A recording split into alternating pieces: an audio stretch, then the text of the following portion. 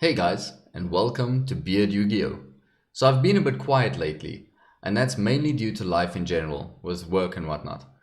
I got some new equipment that I'm busy sorting out for the channel, and waiting on a few more stuff to come in. But you guys haven't been as quiet as I've been, and I realized this when I went to check out my channel and found out that we hit the 100 subscriber mark. So I just really want to thank you all for your support and just let you know that you are true champions and I appreciate all of you. Now, as I saw this, I was like, what am I supposed to do for this milestone?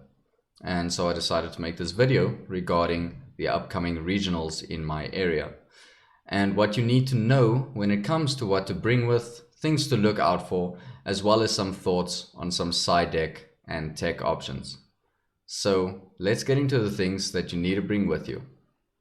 So you'll obviously need to bring a deck to play with, otherwise you'll just be spectating and wondering why you spend your money just to hang around. Next you'll need a mat to play on, dice, a coin in case of a strategy that would require one, and lastly pen and paper to record the life totals of both you and your opponent.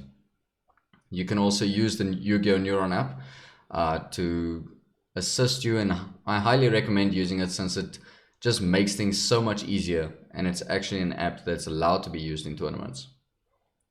Next up is trades. We all want to trade and have a good time at events, and regionals is where a bunch of people are all together. So bring your trades with you so you can get some cards you need, or maybe someone just wants a card that you probably have, you know. Yeah, and then cash. You'll definitely need to bring cash, not only for buying cards or sleeves or any products that you want to install, but it's usually a long day. So you'll need to grab something to eat and drink during the lunch period so you can stay on top of your game. Now that you've got all you need to get you through the day, let's get into some things you need to look out for and some tips during the tournament. Firstly, just wear deodorant, please. I know the masks and stuff, they help with COVID, but there's just some stuff that it just is not going to help. So yeah, wear deodorant. We know you won't, but seriously, please. Anyway, take care of your stuff and keep an eye on it. The last thing you want is getting home, realizing some of your cards are missing. Remember, it's ultimately your responsibility to keep your stuff safe. And yeah, you know, you don't really have anyone to blame besides yourself if you are carelessly leaving your stuff around. Unfortunately, we do live in a world where a lot of people do take stuff, and you know, so yeah, just make sure to keep your stuff with you, and then you should be good. Next up is misplays.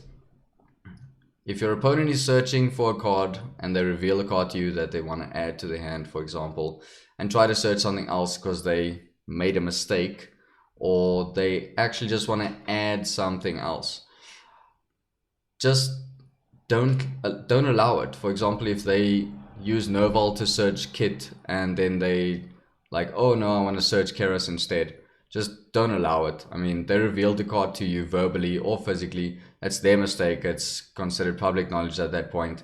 You know, allowing the misplay basically just doesn't do you any good.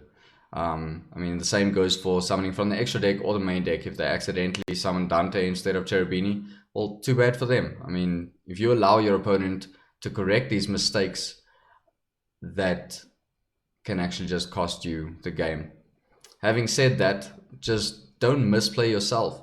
Think about your plays properly and play as accurately as possible and at a good pace so you don't get hit for slow playing.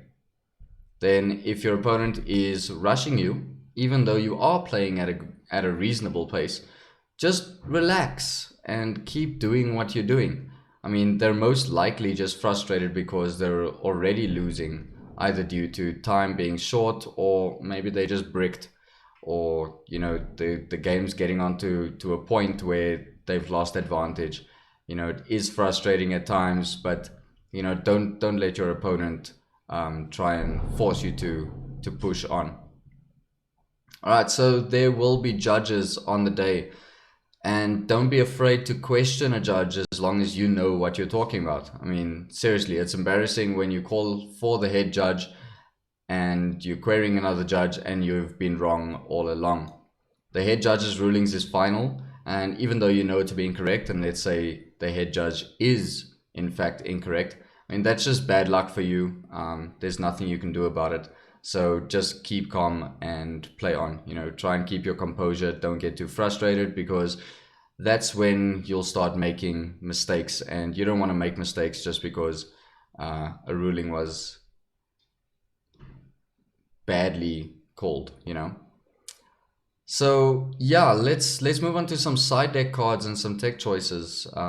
These will include a few hand traps and all that, but yeah. So I would say Artifact Lancia is pretty good against Virtual Worlds and Sword Souls. It can really help to slow those decks down quite a bit. Droll and Lock, that's really good against most decks, since all of them just do quite a bit of searching, and the card itself just pretty much stops Drytrons anyway.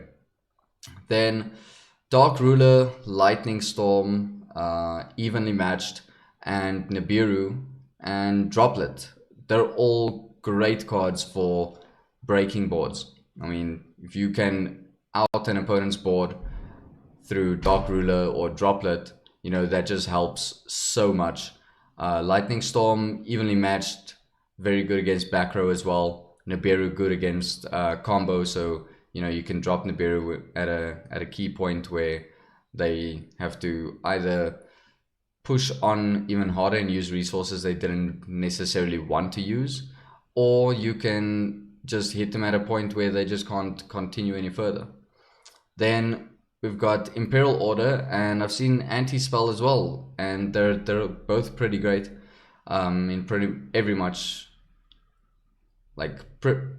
every matchup, since most decks rely on power spells. So those can really slow down games, or Imperial Order is just easy wins against decks like Striker, for example. Then I'd say Pancratops is always a good choice if you have that one space open in your side, just to complete your side deck. And then don't forget to respect back row. So we've mentioned Lightning Storm and we've mentioned Evenly Matched, but Twin Twisters, Cosmic Cyclone, Harpy's Feather Duster, and Red Reboot are also all really great cards if you do face back row decks. Then let's get into Kaijus, and specifically Godarla. So Kaijus are great since they can out threats that you usually wouldn't be able to out.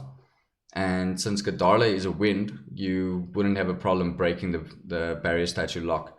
So a lot of people are going for using Godarla over other Kaijus, unless you're facing like Cyber Dragons and stuff. They can just summon a machine Kaiju and then continue playing pretty nicely. But under the barrier lock, which is actually very prominent at the moment, Godarla works really well, so that you can actually play your plays out. And then along with Kaijus, you can consider playing Sphere Mode and Lava Golem, especially if your deck isn't actually normal summon reliant. I mean, those just break boards on their own as well. They don't trigger, so you can't really stop them. For example, like you're just tributing the opponent's monsters away. Judgment is not going to help your opponent.